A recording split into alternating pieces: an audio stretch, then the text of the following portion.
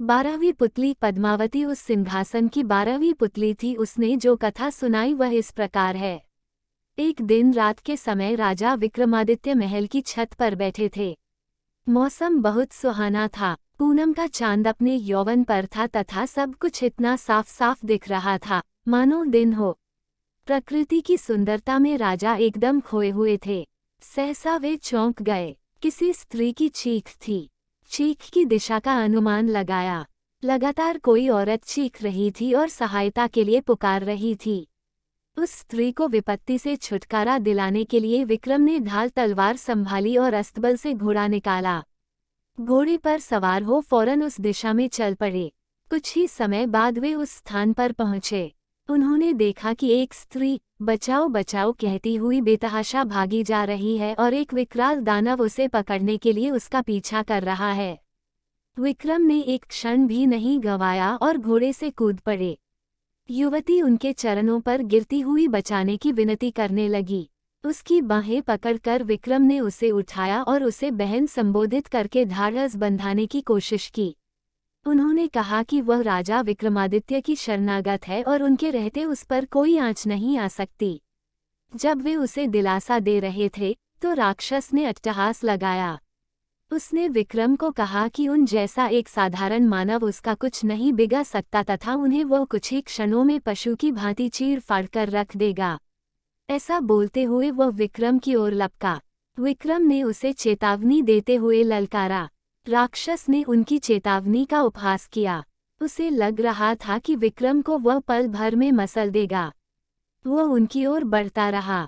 विक्रम भी पूरे सावधान थे। वह ज्यों ही विक्रम को पकड़ने के लिए बढ़ा विक्रम ने अपने को बचाकर उस पर तलवार से वार किया। राक्षस भी अत्यंत फुर्तीला था। उसने पैंतरा बदलकर खुद को बचा लिया और भिड़ गया। दोनों में घमासान युद्ध होने लगा।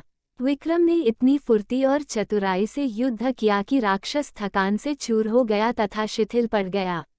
विक्रम ने अवसर का पूरा लाभ उठाया तथा अपनी तलवार से राक्षस का सर धड़ से अलग कर दिया।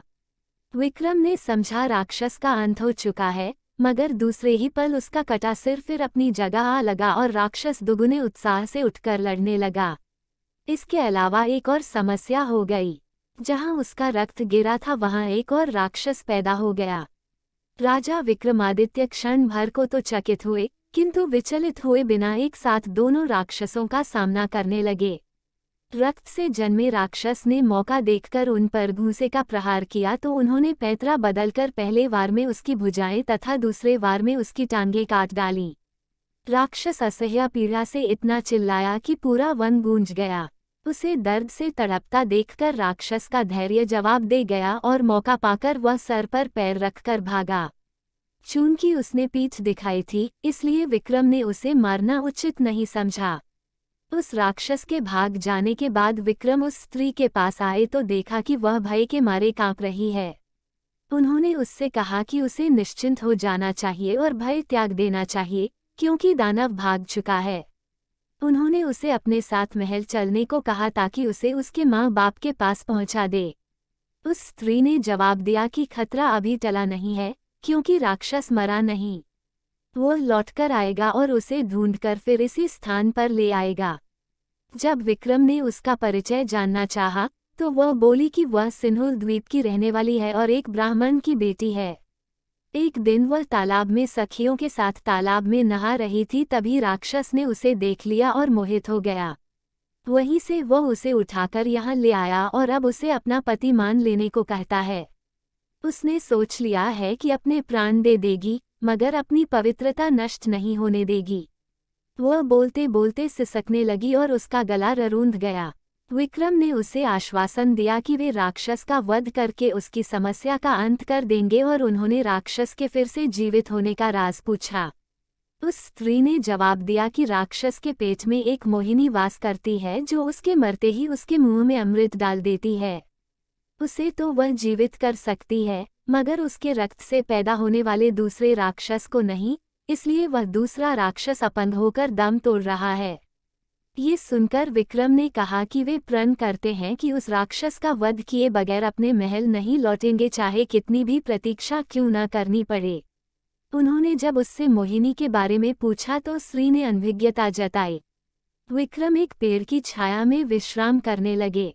तभी एक सिंह झाड़ियों में से निकलकर विक्रम पर झपटा। चूंकि विक्रम पूरी तरह चौकन्ने नहीं थे, इसलिए सिंह उनकी बांह पर घाव लगाता हुआ चला गया। अब विक्रम भी पूरी तरह हमले के लिए तैयार हो गए। दूसरी बार जब सिंह उनकी ओर झपटा तो उन्होंने उसके पैरों को पकड़कर उसे पूरे जोर से हवा में उछाल दिया। सिंह बहुत दूर जाकर गिरा और क्रुद्ध होकर उसने गर्जना की। दूसरे ही पल सिंह ने भागने वाले राक्षस का रूप धर लिया। अब विक्रम की समझ में आ गया कि उसने छल से उन्हें हराना चाहा था। वे लपककर राक्षस से भिड़ गए। दोनों में फिर भीषण युद्ध शुरू हो गया। जब राक्षस की सांस लड़ते लड़ते फूलने लगी तो विक्रम ने तलवार उसके पेट में घुसेड़ दी।